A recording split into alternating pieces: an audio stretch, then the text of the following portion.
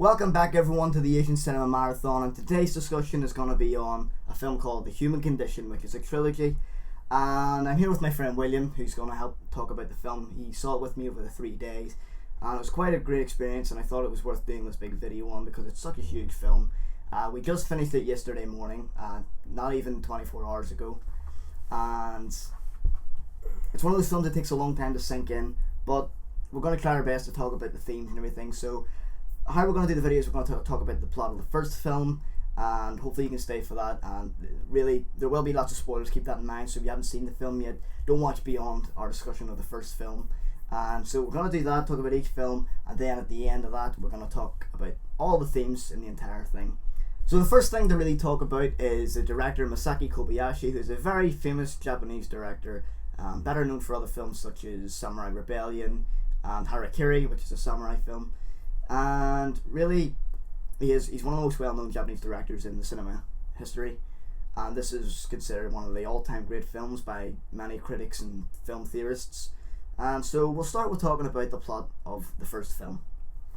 Well, I just want to say first, what an excellent introduction it is for me. This is my first Kobayashi film. To dig right into the human condition, as the first viewing is, a real pleasure to get to know him as a director, and it really kind of inspired me to look further into his, into what he has done. So without further ado, let's actually dig into the first film. So we're getting introduced to a character. His name is Kaji, and with it being set in World War II wartime Japan, what we're essentially seeing is him, his potential lover who he's about to get engaged to, and his friend who is essentially enrolled in to the army. So Kaji doesn't meet the same fate as his friend, who is then sent externally to fight for Japan overseas. Kaji is sent inland to work on a mine site to overview it. Before he goes, however, he will get married to Michiko, his wife. So he's getting sent into this inland mining site, and we're starting to learn a bit more about the character of Kaji and who he is, what he stands for. And my interpretation, at least, was he was originally an optimistic guy, coming into to enroll in this job. Fortunate not to be hound into war. You can tell from the very beginning this is someone who's opposite the war. Essentially he opposes it. He doesn't seem like someone who would who would want to be a part of it. So to enroll in a job such as the mining site is essentially an escape for him and his wife, to bring them along into this escape, or what he believes is an escape. And an interesting scene, what we see is actually in the entrance, in the back of a lorry, him and Michiko sit, and they're surrounded by dust. There's a dust storm happening, and as they're going into this mining site, it's almost a different a different world they're going into, what they once known. In the city, that they're now out in the boondocks, and they're driving through this terrain, and captured pretty much when they get into the mine site of a sandstorm that surrounds them, and what we soon then becomes barbed wire. When that sandstorm that's almost like the metaphor itself. It gets dark for it because in the opening it's quite melodramatic and quite Hollywood. You've got that big musical score, and it's all about love, about him getting married, and after that fantasy, very quickly you see how serious the film gets. They go on that journey, and the dust storm, that is a metaphor itself for how they're getting caught up in this situation that they, it's completely out of their control. As you said, the film really is about him. He is a humanist character, Certainly. What can you say? He's a pacifist and a humanist, and he has these ideas. He goes in you could say he's quite naive when he comes into the labour camp, because he wants to do the best he can for the workers there. He wants to be efficient, but he wants to be human, and he's constantly having to make compromises because of the superiors who don't like the way he works. He also, he's forced to be violent as well, and there's a really great scene when he has to slap, I think the name was Chen, but one of the workers there, he was told, sort him out, he's under your control, and he had to slap him, and you could see, the power of the performance from, I can't remember his name, Nagasaki I think his name is, he's another Kobayashi films, but he's just a brilliant performer, and the way he captured the emotion, you could really see that it was forced violence, and he really didn't want to use it, but he's quickly realising that sometimes some violence you need in this situation, to keep control of the workers in the labour camp. And it's all about that kind of morality in the film. That's a good point. There's actually a lot of slaps in it, isn't there? There's plenty. There's so much. If you did a montage of all the slaps, the 3 films, it's quite incredible. Everyone's getting slapped around. It's funny, but tragic at the same time. So let's touch on your point about morality. Then I liked how you mentioned, you know, he's coming in. He's almost chillingly kind of maturing to get into the, not necessarily, he's not complying with the ways of, you know, his contemporaries, you know, who work at that mine site, that they've kind of what appears to be succumbing to that violence and that angst and aggression towards the Chinese, you know, prisoners. But what's interesting as well is he does keep optimism, doesn't he? He has his wife Missy Colbert, and they have their own, you know, their own house, and he's almost placed in this vulnerable state because you've got this sensitive man who's given such a position, you know, where he's fortunate to be out of the war, yes, but he's also given this power that it doesn't seem like he can handle. Yeah. You know, he doesn't have that dark side to him to handle yet, you know, but as time goes on throughout the film, it seems that it grows on him, and you can see it. I mean, you can see it. You were speaking about his performance, excellent performance. You can see it in his eyes as he becomes more veteran, you know, to this new lifestyle that he's kind of cast upon. So he is indeed. Yeah, I mean, it's a brilliant character transformation, and we'll get into that later on. And the 3 films, you know, they are different and very different films, while also having, of course, the scope of the entire series. But to me, the first film is all about imprisonment and power, and, you know, the morality that becomes behind power, and, you know, the ethics of it all. And there's so many great shots and great scenes that I could speak of, you know, that really show what the film's about, and especially imprisonment. There's so many great shots of barbed wire. Constantly you're seeing Kaiki framed within the barbed wire, and it's just fantastic frame, and it really shows, you know, the power of composition in film and cinematography, of course, as well.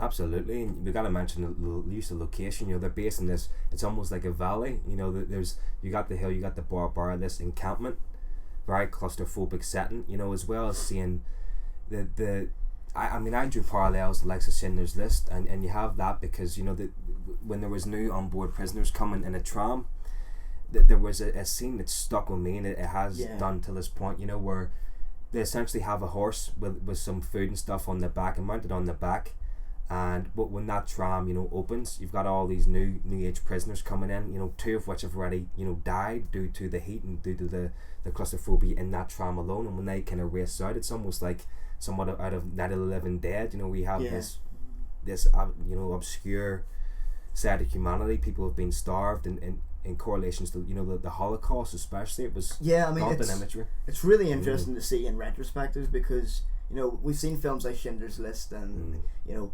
The Pianist and so many other films about the Holocaust, and this really has echoes of the Holocaust. Now, I don't know if it was intentional, if, you know, Kobayashi and Japan really knew much about the Holocaust at this time, 1959, 1961. We'll have to keep in mind also it's an autobiographical novel, but in this scene, you know, it really is like that scene in Schindler's List when you see them all cramped together on the trains. You know, there's no seats or anything, and that's one of the great stories about the transport of all the Jews during the Holocaust in Germany and in Poland and all that sort of thing. And, you know, it's interesting to see how maybe Spielberg has seen this film, and that's one of his influences, because it really did feel like it seemed like a very similar predicament. It did indeed. That's it. I mean, essentially what we have there was, you know, that's where it kind of struck a parallel in seeing that. But there's more layers to it almost, because being put in charge of these new prisoners coming in, and their life isn't really brought into quota, you know, by the other guards. It's to ensure that they don't escape. You know, they're better off dead than escaping, and having that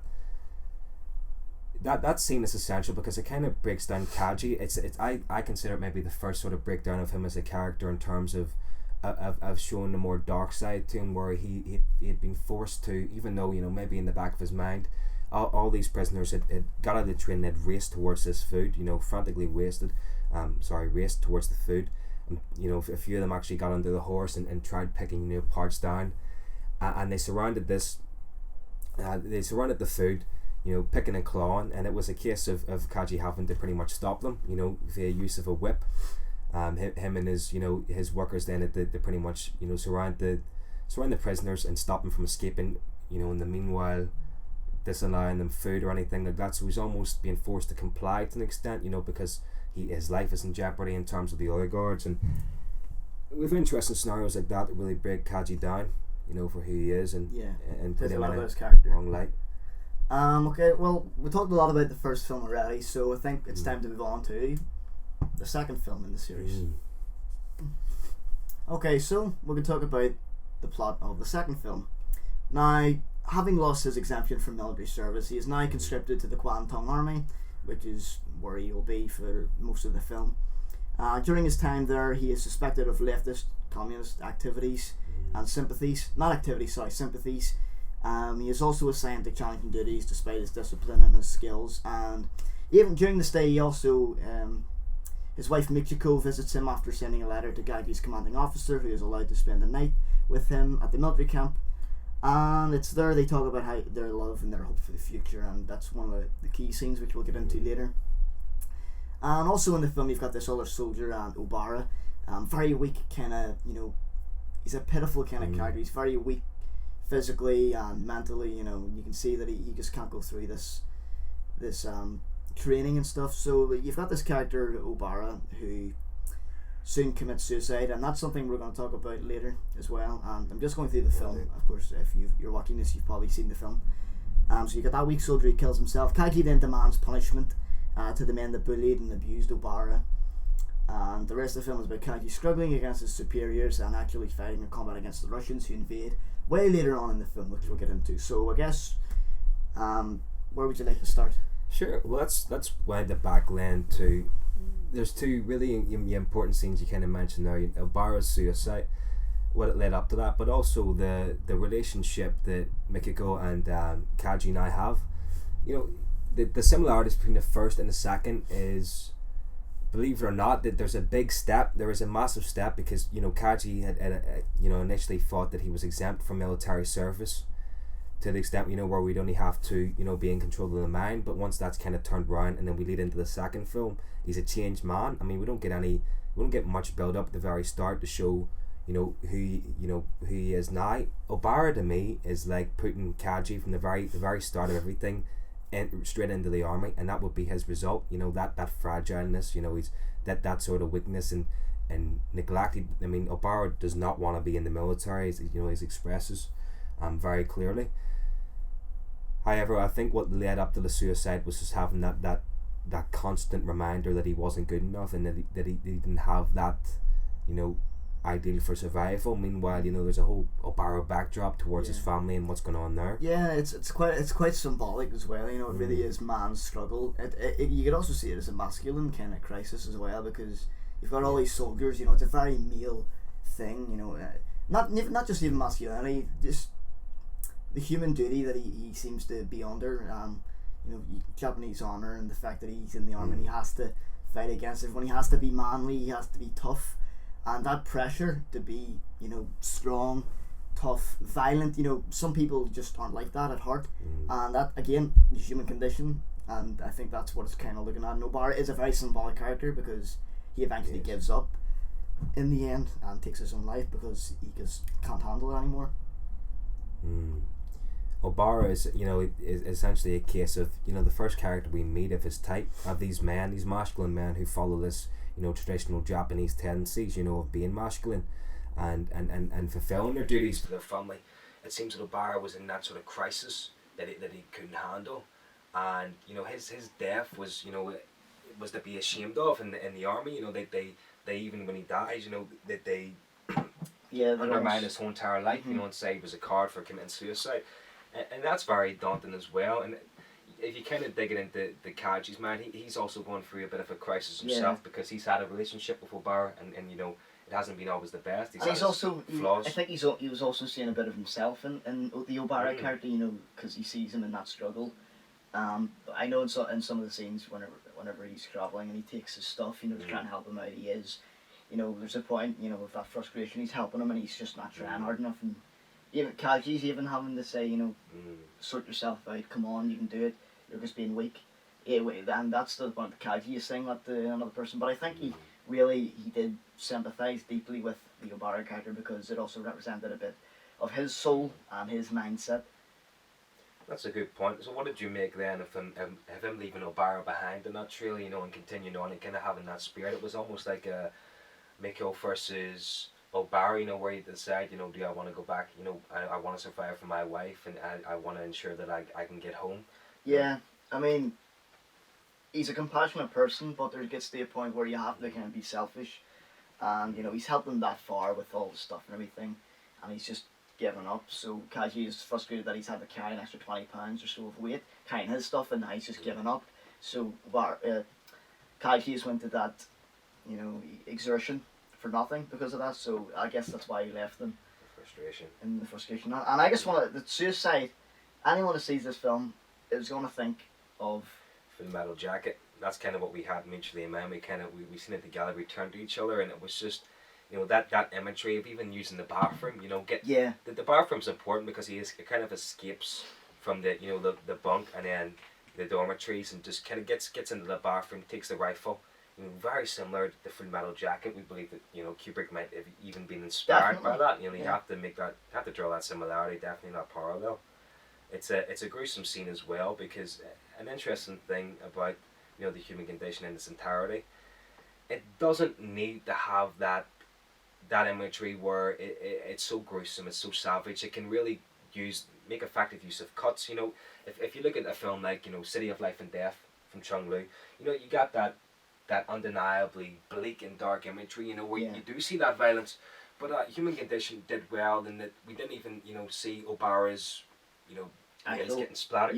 Just cut away. He actually thought he survived. It was actually a mistake with the initial suicide, and even the executions of the previous film. Yeah, I was going to say that as well. That, doesn't it? It does very well, but also gets under the grittiness too of use of dialogue, and the continuation of the story just really uncovers it. And I do think the film would have been more violent if it was made more recently, and that's the thing. It wouldn't be the same film. Other Japanese directors like Takashi Miike, their films are very gory and very splattery, blood everywhere. But The Human Condition, with the scene like Obara's suicide, the suggestion of violence is also something to be more powerful than actual violence on screen. You've got that big build up, the tension through the cinematography and the lighting and the editing and the close-ups, of course, as well. Everything's getting so tense. And also we cut to a sound, just the sound of the gun going off, and we know what's happened, obviously, because we've seen the gun. And that's it shows you the power of editing in a film. And I think films like that, it's better to suggest the violence than to actually show it. Absolutely, I would agree on that. Especially for that time, that ambiguity of it was what in my mind made it chilling. To have that scene and to cut straight after to the dead body, Obara's body, and having the sort of soldiers surround him was very symbolic for, them looking down on him. It wasn't even that it needed to show them cleaning up the brain matter, that he spilled. It wasn't them needing to, do any of that.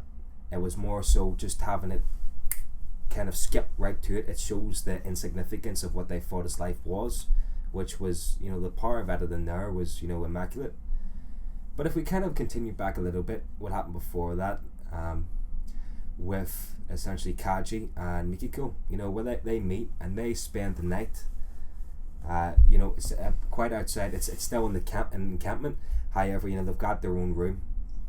I believe, if I can recall, it might be in the ration place. Ration store. And we essentially have somewhat themes of love coming in, where she's always, their relationship has always been quite distant, to the extent where Kaji could never really explain what he was seeing day by day, and she had these problems herself. We often seen in the first one.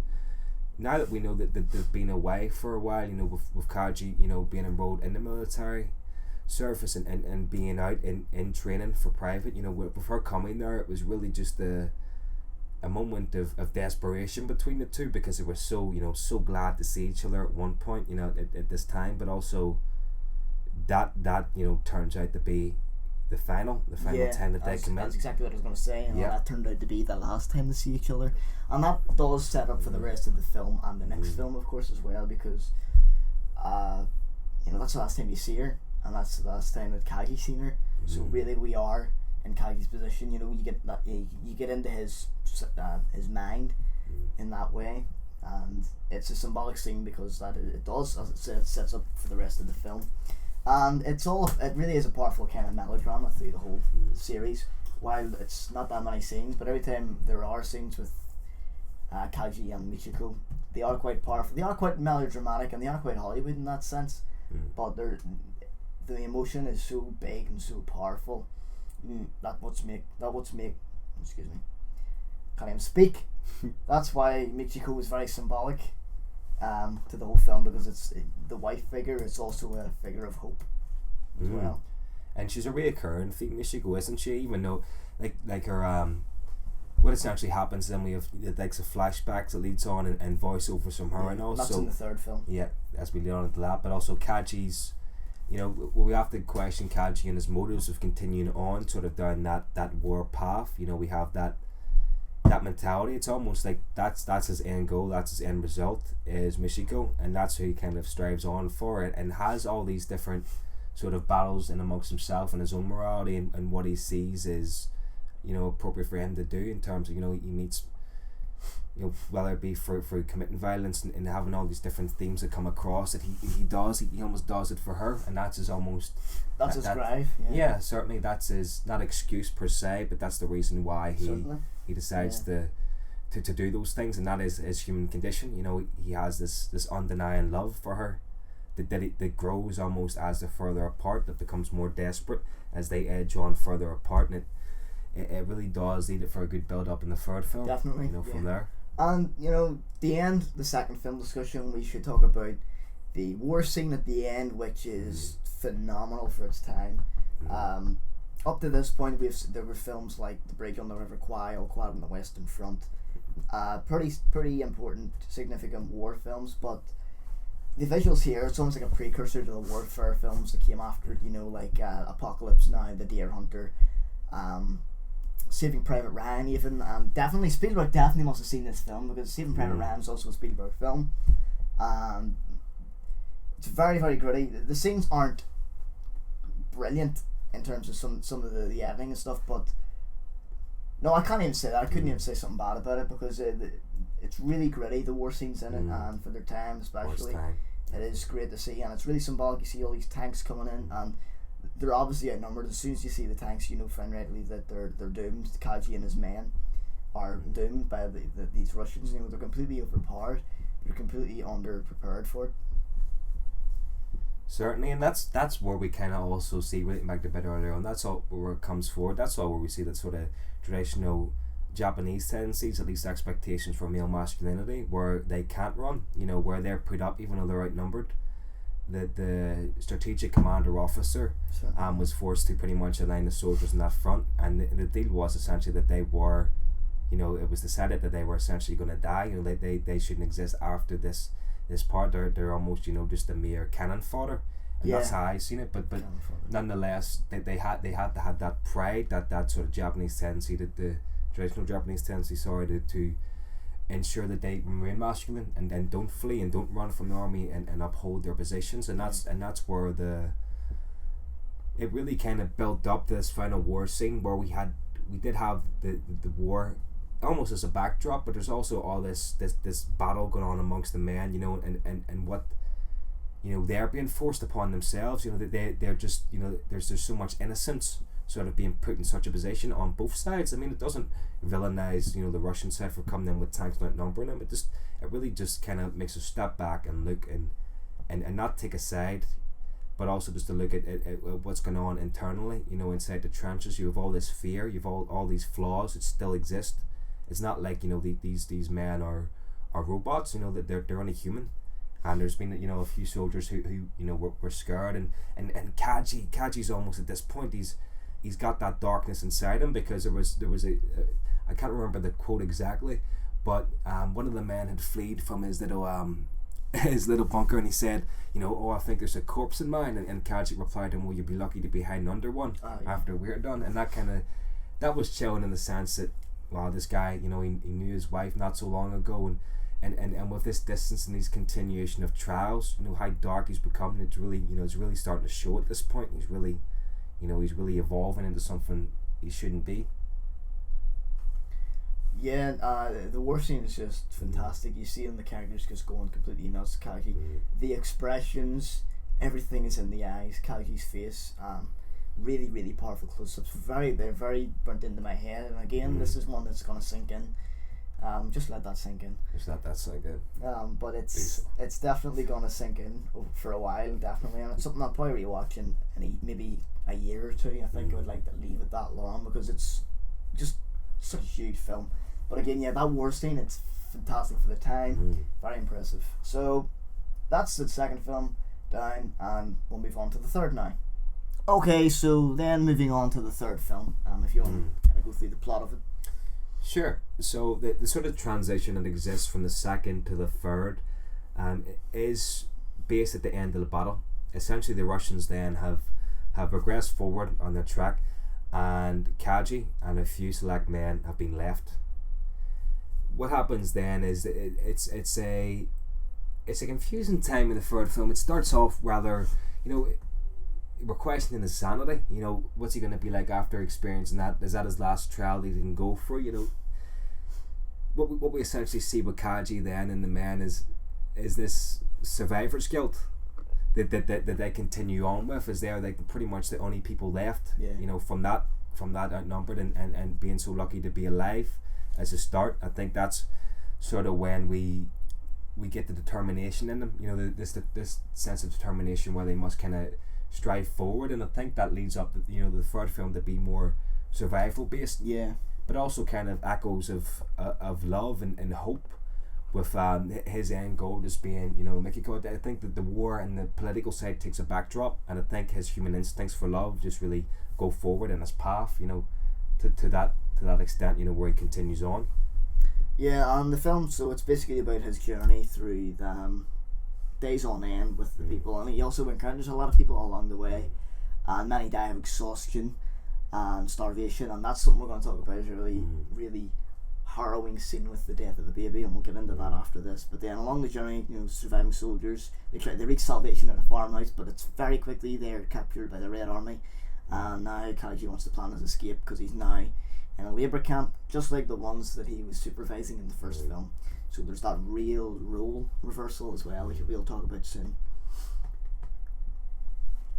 So really, the first thing to talk about with this film is, it's a survival film. If you have something to say. Yeah, I would agree in the sense it's a survival film. Like I said before, about the human instinct of love kind of taking its main role as Kaji moves forward. I think he has to make sacrifices along the way, and there's been a big question throughout the whole film. It's quite philosophical, and it's to deal with prostitution in particular. Women, do they have, and put in such a scenario, do women who are prostitutes have the upstanding morals, or do they have the can they be classified as human, as someone like a soldier? There's these different pedestals people are put on throughout the entirety of the whole series, but especially in this one where there's a scene close to the unfortunate baby's demise, where we essentially have the last bit of food, the last bit of rice, where these soldiers and Kaji have picked up, and continued on with these stragglers. There's the last piece of food left, and the other people in the pack are questioning the woman, the two prostitutes, and saying, do they deserve the equal amount of food as us? They're just prostitutes. But put in that scenario, that they're only human, especially in the grand scope of a war. And I think Kaji's sort of human traits really bring himself back to saying, no, everyone gets the same share, and that's something that's really upstanding for him as a character. I think and that on his path as well, and it really speaks for his take on humanity and the human condition, that no matter how much trial you can go through, no matter how much darkness can be explored, I think you can always maintain that bit of optimism and almost human-like behavior, even though you have to make sacrifices. It doesn't make all men evil to go through that. It doesn't make all men like the other soldiers who had that trial. And during that journey, we've got this really powerful scene where he's got some rice, and the mother of a baby who also has another child who has tagged along on this journey, trying to survive.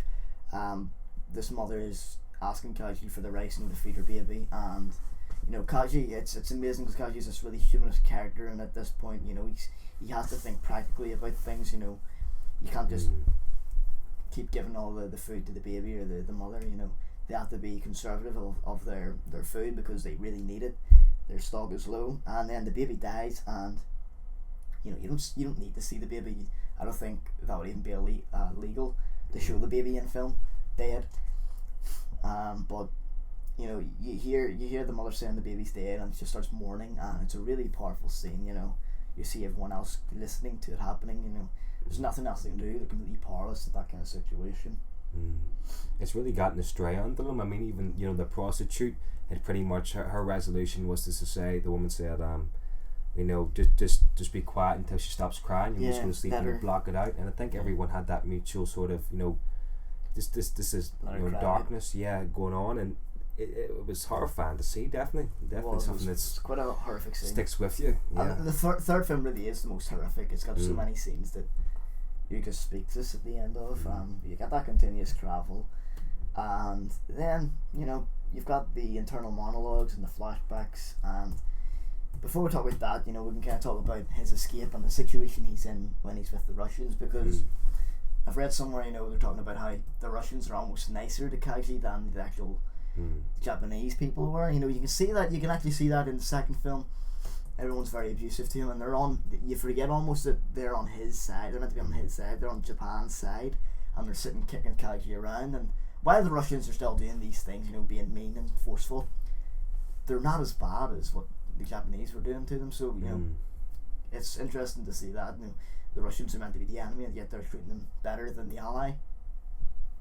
Certainly, and when he is imprisoned, if you recall the scene where we essentially have the Russians chanting, and, you know, yes, Kaji makes that comparison where he's thinking, you know, it's almost as if they're sounding like they're in the right, and that kind of brings up the question, you know, at least what I felt was maybe drawn inside him as a character. You know, what is between right and wrong, you know, being put in that front. I think there's a lot of talk about dying as a dog in battle. I don't think he stands for that, you know, that traditional Japanese masculine tendencies. I think he sets himself astray from that, especially, and even questions the like to touch on your point as well. He even kind of has that treatment in the Russians back, you know, where he says, you know, even their guards sleep on the floor like us. The Russian guards were sleeping on the floor just like the prisoners, and he's really just kind of looking at it from an outsider's perspective and saying, you know, hold on, look at everything that's gone on, as opposed to just my situation. He kind of has this grandiose view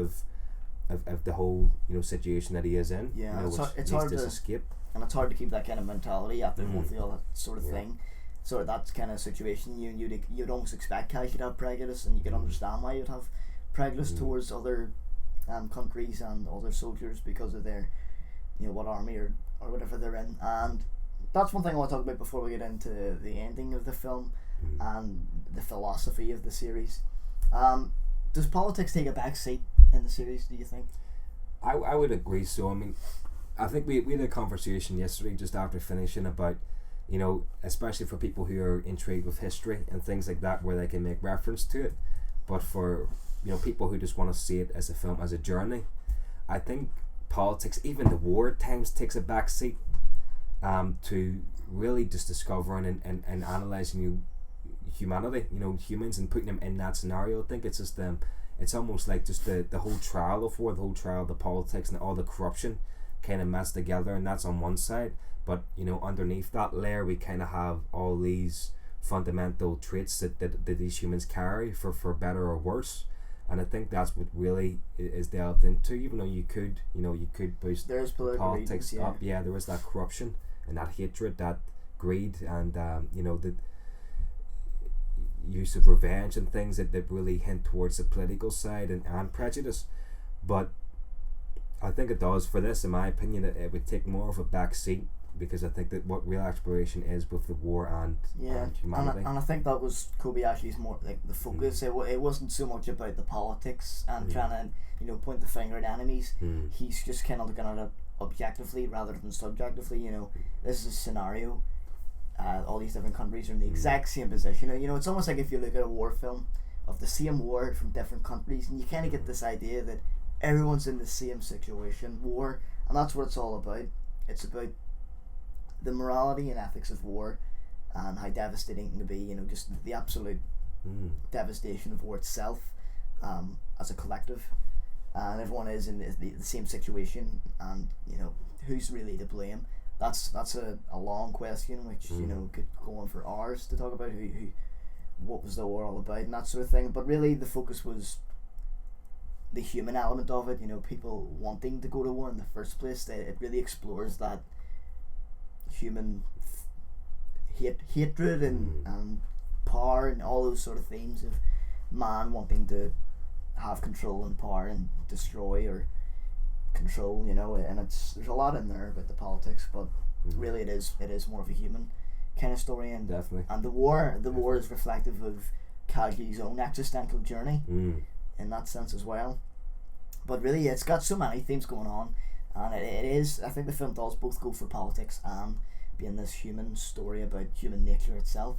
I would agree. Even that lasting shot of Stalin, there's a lasting shot. It kind of it seems in. Yeah, but it almost uncovers his expression as opposed to an agenda. It was like he was almost given the face of war at the end, where it just kind of, it wasn't zooming in to say this is the reason why he's in that position, but it was almost the use of expression. It humanized Stalin to the extent where this one figure sat above the rest in the painting, and it really just brought into question, why war, why. And that scene, that could almost be misread as Kobayashi trying to say he's the culprit, Yeah, definitely. But not, it's not. It's not. But it could be. I could see why it would be misread like that, because the way it cuts into it, and it's given full attention to that.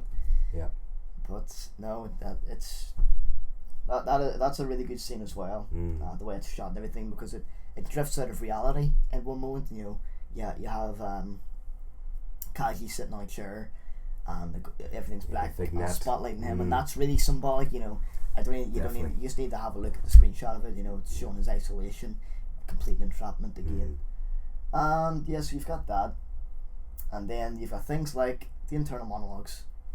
Yeah, the internal monologues take a really big feature in the third film from the most part, because we kind of have Kaji at his most distance, I think, from the people he loves. There is times where he will come across different characters, but that sort of that lonesomeness is kind of greeted by the internal monologues, and even the use of Michiko's voiceovers. There was one haunting scene where it was relayed from the second film back into the third, in the form just of a voiceover, where she's almost speaking to him on his journey, on his path forward, and that was almost as motivational. What did you think of the use of the pretty much the flashbacks as well? Did you think they had the big significance in terms of the flashbacks were pretty significant, and as we were talking about the Michiko character, she's not in the third film at all, only in the voiceovers in Kaji's mind, and that's what I mean. Whenever the second that scene, you realise the second film sets up for the third film in the sense that he is taking Michiko with him on the journey, and that's meant to be his drive right up to the end of the film. He's got these internal monologues going, and those internal monologues are devastating to hear, because you can see the expression in his face. He's really getting to his lowest point, but he keeps going. He just keeps going. But he has Michiko. He's got the voices playing in his head, and it's almost, that is what's keeping him alive at this time, and it's his drive of love. It's the passion that that's his goal. That's what he wants to live for. And I think it was really well shown through the flashbacks and the internal monologues. I would agree on that, definitely, especially with that the use of flashbacks, use of internal monologues as well, do build up, for that significance to show, we've got underlying human traits, like we mentioned before, about love and having these different themes, but also he becomes more disillusioned as the film kind of comes on. I mean, it seems that it's more or less somewhat of an existential breakdown towards the end, as time goes on to him. He's becoming more and more down, and that sort of drive, it doesn't necessarily vanquish or anything, but it certainly fades in what he can achieve and how can he get back. It almost takes a passenger seat to revenge. I mean, he revenged his friend to kill one of the I believe it was a Japanese or my Chinese. Yeah, sorry, a Chinese gun. Yeah, it was. Yeah, it was a. Chinese. He had complied with the Russians. See, at this point, we had that we have the Russians and the Chinese. During his escape, you mean? Yeah, during the escape, we essentially have the the Russians and the Chinese. They've already they're pretty much on the same side of communism, and we also have his that Nicky Go and Love taking a side seat, in my opinion, for when he kind of comes in to revenge his friend. Yeah, and you've also got that old saying, I'd kill for you, for love. Yeah. I'd kill for you, and you can see that's, he really doesn't want to kill people, but he's got to that point where he's doing these things that at the start, in the first film, in the first 2 hours of the first film, you'd think he'd never do that, and you can see that he'd never expect to do that, and that's what, it's a very novelistic kind of character transformation. And with the murder scene whenever he kills that guard, he stabs him in the stomach, and we have a flashback to that later, so you can see that he regrets it and stuff, and it's to kill a man, it's a really powerful thing. And obviously I can only speak subjectively about it because I've never, or objectively because I've never experienced that, obviously, and yet, but hopefully I never experienced that. But you can see that that's haunting to him, to his character, because it's something that he returns to in the flashbacks later in the film. And I think now we should talk about the ending of the film, because that's whenever everything just comes into this, the philosophy and the existentialism and the whole the scope of the film. What was your first reaction to the ending like? At the ending, like we kind of sat in silence, or I think it was up to 5 minutes. Yeah, because what do you say after that? It was really, really powerful. I was just speechless. What could you even say? You couldn't. I didn't even want to make a joke as an icebreaker. It was like it was that powerful. It was just absolutely. I was completely frozen for 5 minutes. I just couldn't just thinking about the ending, and that really showed how powerful it is as a film. Definitely, it's going to be up there with my favourites or whatever now, because it is so haunting and powerful and huge in scope and complex as well. But what was haunting, especially, I'd like to get your take on this, was when he's he's pretty much this throughout the entirety of the series. When he does become a soldier, from the second and onward, people look up to him more. People see him as having that power, at least in traditional sense, that he is a soldier. The transition from that to escape and then almost appear as a beggar, and then when he goes to kind of get the dumpling and has to steal it, and he's getting beaten up, on that floor, he kind of looks up and just it's almost like everything he's went through to this moment. None of them people, who were they don't understand. They don't understand what he's been through, essentially. Yes, I was wondering if we get your take on that. Definitely in the sense that, do you think that he pretty much lost hope from that point onward when he'd just seen the sort of the darker side of humanity when he'd been through so much? Do you think he'd went through too much to even continue on? Do you think? I think so. I don't even. I think actually now that you've said that, it does make a lot of sense for the final solution of the film, because if he did live on, going through that much trauma, could you really live on? That's a really existential question that's brought up in films like Shoah by Claude Lanzmann, which is a big 9.5 hour documentary about the Holocaust, just interviews, and you kind of wonder, some of the characters, some of the people he interviews, you wonder how they can live on, living through such trauma, but not to get off track. Seeing the stuff that he goes, so he'd also go through ridicule even in the first film. You get some of the Chinese people saying you're just like the rest of them. Japanese devil. Yeah, you're a Japanese devil. He doesn't want that. He doesn't want to go. He's trying his absolute best to do what he can for the workers. Santa. Just a bird. Santa. A bit early, Santa. Or late. Okay. Well, anyway, what was I saying? He's going through. He's constantly having to compromise. And he's constantly going through these hurdles, trying to do the best he can for the workers at the camps in the first film. And when he goes into the town, I think it's in the second film, or at the end of the first film, he goes in and he's basically run out of the village, because people are saying, "You murderer." And you can see how devastating that is to him, because that's the complete opposite of what he wanted to do. He didn't want to do anything like that at all. And then in the third film, he gets to the point where he's a beggar. He's at the lowest point in humanity you could even imagine. Not just homeless, but exhausted and tormented, traumatized by everything that he's went through. And we've seen all this. We've witnessed all this with him. And I'm still blown away by it, because I can't believe how huge a story it is, and it is novelistic, as some people have said. I've read a couple of reviews where they've said that character transformation I've never seen.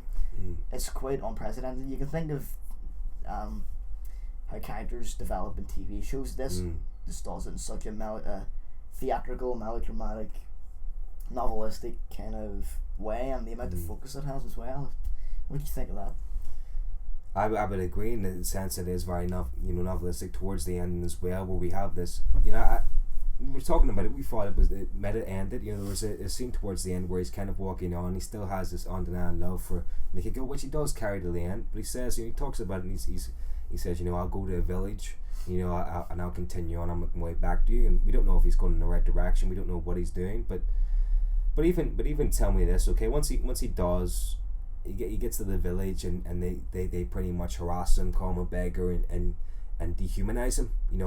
He's almost no longer a human. If you look at him, you would question, who is he? He said, this doesn't look like anyone in particular. He's brought into question. He's Japanese, and he's run into a Chinese settlement, and they beat him down, and he continues on.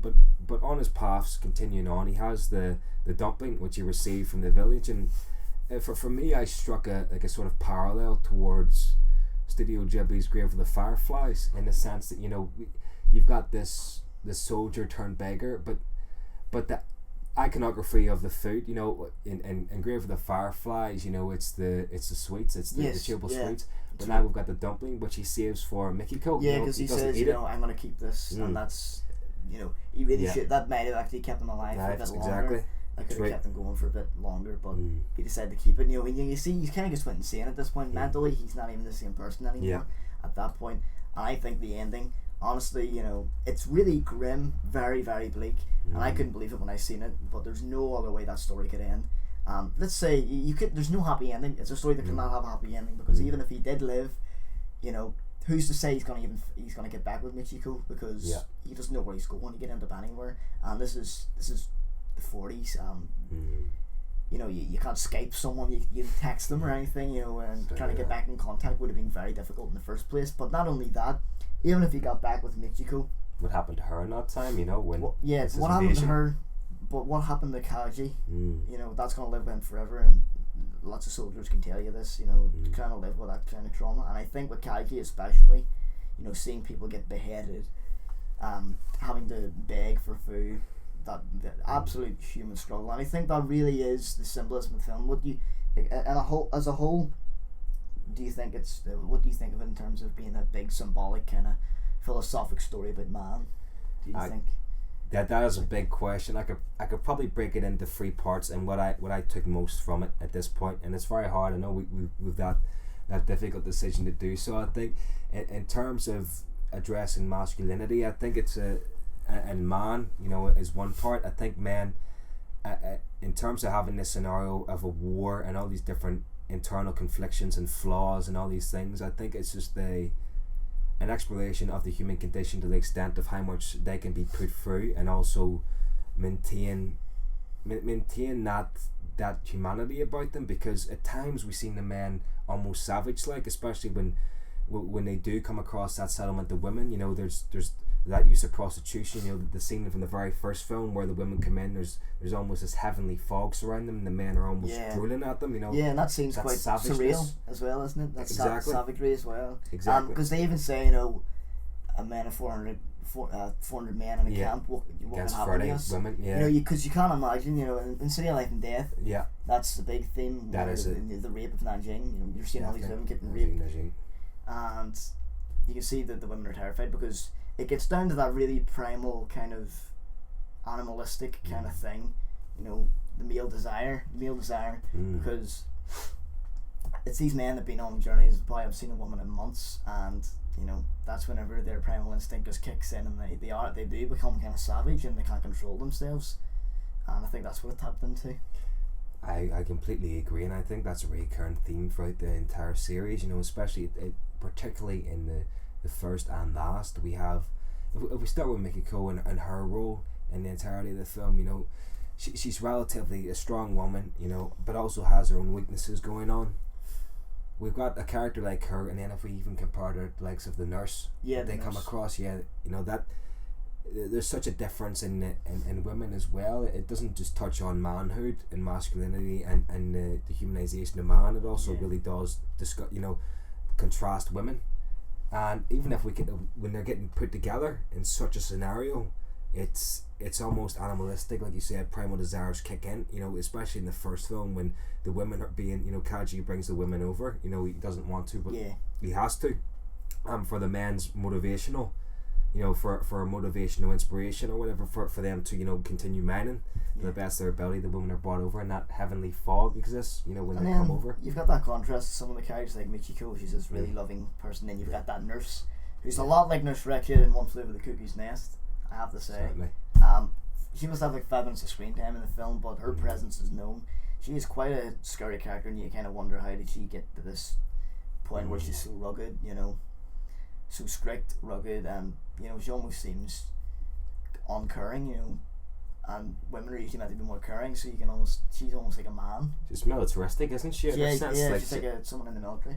I mean, Kaji only he seeked out for a friend, which he found in one of the nurses, but then she catches them, and that moment as well. Yes, she certainly wasn't happy. Wasn't happy at all. No, it's just so we talked about we're kind of backtracking. So like really, we can talk about the ending of the film.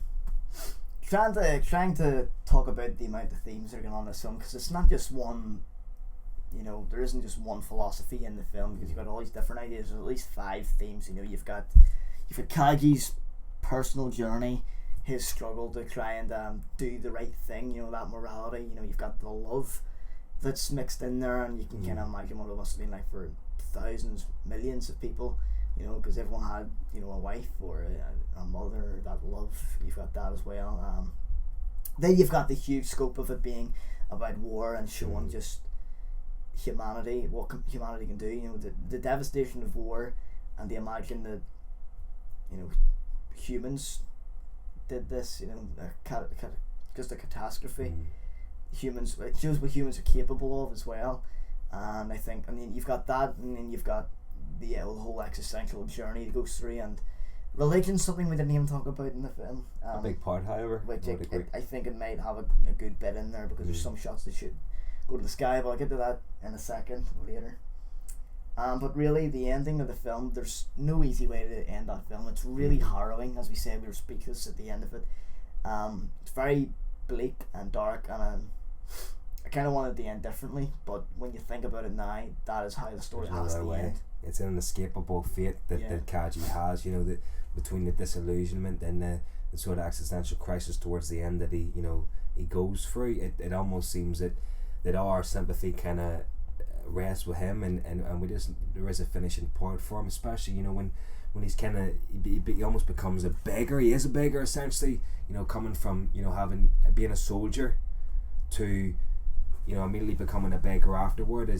It draws similarities between somewhat like Studio Ghibli's Grave of the Fireflies, and that that iconography of having the dumpling, in obviously Grave of the Fireflies. Yeah. It's a sweet, but to cherish that one item, it being the lowest point of humanity, and to continue that on for the one that he loves, Yeah, and he wants to save it for her. Certainly he does, and that adds to his disillusionment as well. That and it shows he's just kind of went insane at that point, hasn't he? You see his face, he's not even in the right mind. He's not the same person that we seen at the start of the film at all. He's actually went crazy at this point, and as we're saying, the ending, how happy would he be even if he did survive? Let's say he got to wherever it was he was walking. He doesn't know where he was going, so there's a very slim chance that he'd get to a salvation or a safe point. Let's say he did get back with Michiko, what happened to her?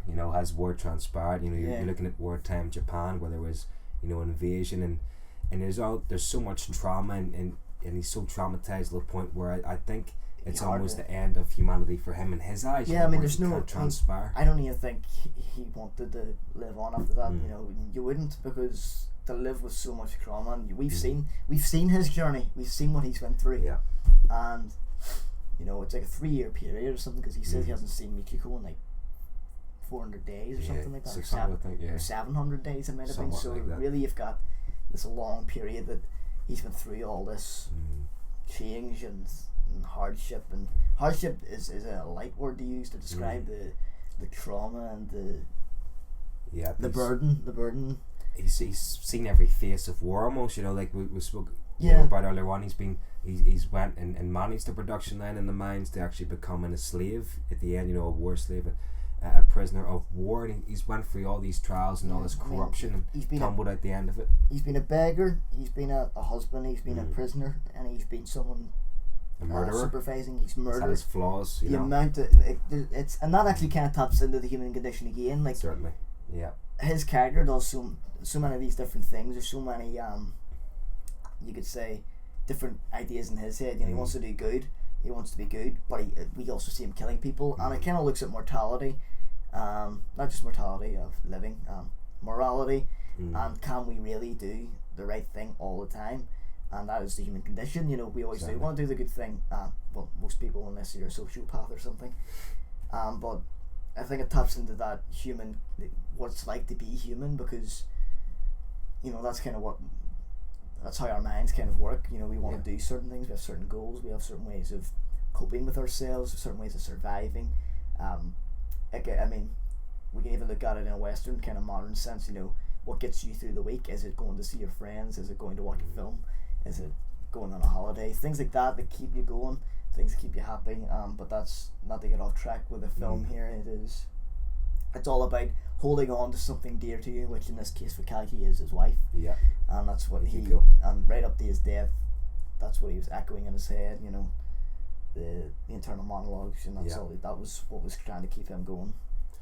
And to go through all that trial and tribulation and to not have an end result really just leaves a lingering, you know, taste in my mouth, especially. You know, that aftermath to me was, you know, somewhat like a believer in karma or whatever would say. You know, he's been for so much and had all these wrong decisions, but he's only human. That's his human condition. Yeah, but where his fate rests is, you know, it's undecided. He dies in the end to the extent where it really hits home that he's went through so much, and it's almost like he didn't mean to.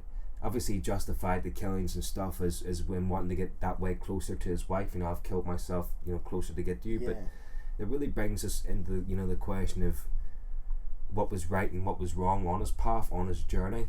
Yeah. I mean, and even with it all, we see this whole journey.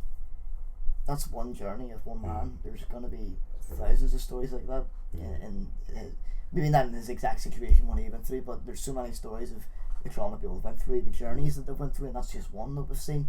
And you can't. I mean, if you just can't believe it. It's so incredible, but really that's one of many, because even the people you see that he encounters throughout the journey, you can tell that they've went through a lot as well. Like the mother and her baby, you know, they probably went through a lot as well. Definitely. And really everyone, I think there's a good quote from it there, that everyone's in the same boat. You know, they're all in the same situation. And that's what it really taps into. And the way the ending's shot as well, that shot, it's snowing, very dark, he's sitting there in the centre. It's hopeless, you know. We zoom out, the framing is unbelievable. It's so impressive, and it's mind-blowing. I'm actually speechless. I don't even know what to say. It's something that'll stick with you, and I think it's going to keep manifesting in your life as you go on. And once you're going to remember back to it, and there's some things you might, you know, some scenes that strike you like that where it'll come back at some point and you realise. Yeah, you almost don't remember the films linearly, because I guess you watch them in such a short time, 3 days, I guess, 9.5 hours of films.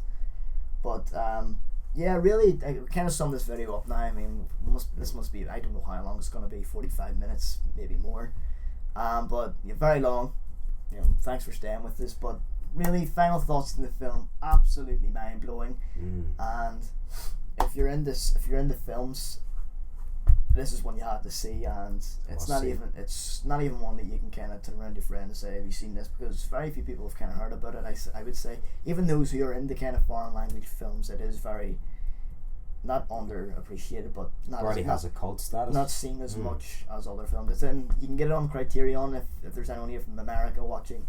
Unfortunately, I don't think there is a UK release, or at least a decent edition of it yet, so maybe Master of Cinema can release that. But this is a long video, and we've already talked about everything. There's so much to scratch the surface. Definitely.